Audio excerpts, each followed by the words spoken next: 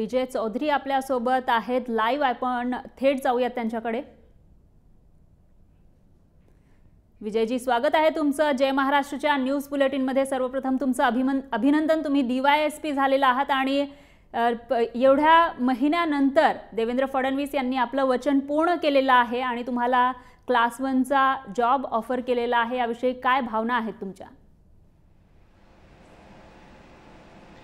मला खूप आनंद होतोय की मला जे मुख्यमंत्री साहेबांनी DYSPचा जॉब दिला आहे। कारण की पैलवान म्हटलं की आणि त्यात महाराष्ट्र केसरी म्हटल्यावर त्याच्याकडे लोकांचा बघण्याचा दृष्टिकोन हा खूप वेगळा असतो आणि त्यात मला मुख्यमंत्री साहेबांनी DYSP पद देऊन याचा मला खूप आनंद होतोय आणि माझे मित्र पैलवान मंडळी आहेत त्यांच्यात पण खूप आनंद उत्साह साजरा झाला आहे।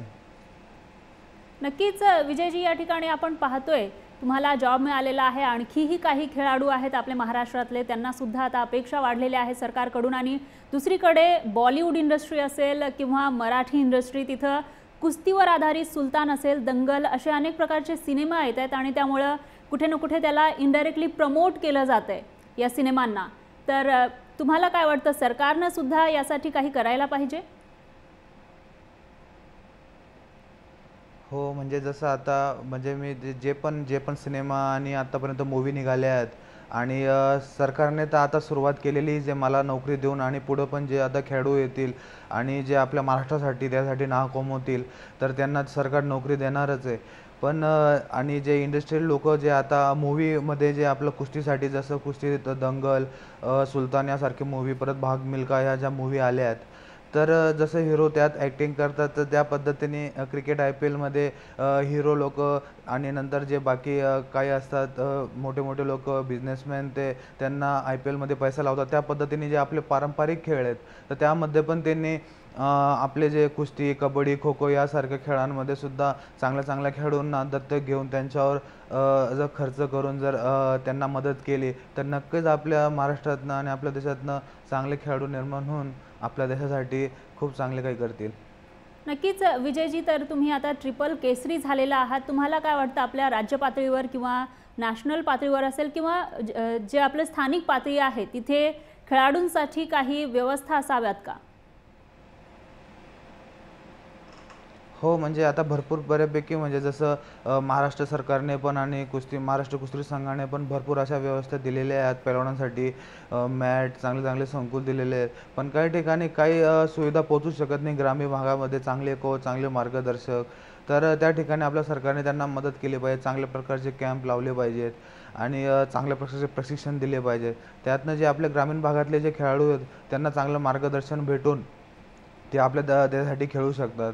आणि जे आपले आताचे जे खेळाडू आहेत म्हणजे जसं राहुल आवारे, उत्कर्ष काळे, नंतर जे महेश मोहोळ, सायनाथ रानवडे, हे जे आपले खेळाडू आता जे आपल्या भारतासाठी खेळतात त्यांना पण एक चांगला कॅम्प लावून दिलं पाहिजे प्रशिक्षण।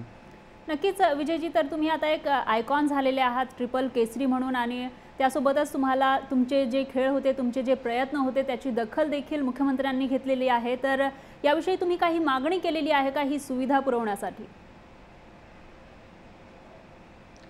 मी जसं म्हणजे आता मुख्यमंत्री साहेबांना सांगितलं की की म्हणजे नोकरी आपला एक महाराष्ट्र केसरी म्हटल्यावर त्याला चांगली प्रकारची नोकरी भेटली पाहिजे। तर मुख्यमंत्री साहेबांनी मला त्या पद्धतीने सगळं ते JR वगैरे चेंज करून मला एक चांगल्या प्रकारची DYSP ही नोकरी दिली आहे। पण जसं मी आता DYSPची नोकरी दिल्यानंतर मग मला आपल्या देशासाठी ऑलिम्पिक 2020-2024 साठी मला खेळायचं आहे। तर मी सरकारला सांगेल की आता ट्रेनिंग करणं तर आवश्यकच आहे। मला काल सांगितलं जसं गिरीश महाजन साहेब, आमचे उर्मिलादादा पाटील यांनी की DYSP ट्रेनिंग ही जरुरी असते। ती ट्रेनिंग करून मला जर त्यांनी जसं आता सुविधा दिल्यात आपल्याला प्रॅक्टिस करण्यासाठी, कुस्ती हा खूप कष्टाचा गेम आहे, तर मी त्यांच्याकडे एवढीच मागणी करतो की त्यांनी मला जसं आपल्या देशासाठी आणि आपल्या ह्या पोलीस दलातून जेव्हा मी खेळेल आणि आपल्या देशाकरता ऑलिम्पिकसाठी मेडल आणेल त्यासाठी त्यांनी सुविधा दिली पाहिजे, मला प्रॅक्टिस करण्यासाठी वेळ दिला पाहिजे। माझी हीच इच्छा आहे आता अजून। नक्कीच विजयजी, आमच्याही सदिच्छा तुमच्यासोबत आहेत। मात्र इतर जे खेळाडू आहेत त्यांच्यासाठी तुम्ही काही मागण्या केल्यात का? त्यांना सुविधा मिळाव्यात किंवा त्यांना राज्य पातळीवर किंवा नॅशनल पातळीवर जाता यावं, यासाठी काही कमतरता आहेत आणि असं तुम्हाला वाटतंय आणि त्यासाठी तुम्ही मागण्या केल्यात का काही सरकारकडे? नाही, आता तर काही मागण्या नाही केल्या, कारण की आता कधी मागण्या केल्या तर सरकार परत म्हणाल की हा एक मागतोय परत अजून दुसरं मागतोय. तर आता माझं झालंय, आता थोडंसं माझं झालंय, तर मग आता थोडे दिवस काही गेल्यानंतर आपण परत सरकारजवळ मागणी करू. कारण की म्हणजे हे खूप क्रीडा क्षेत्रासाठी आजपर्यंत काही नव्हतं.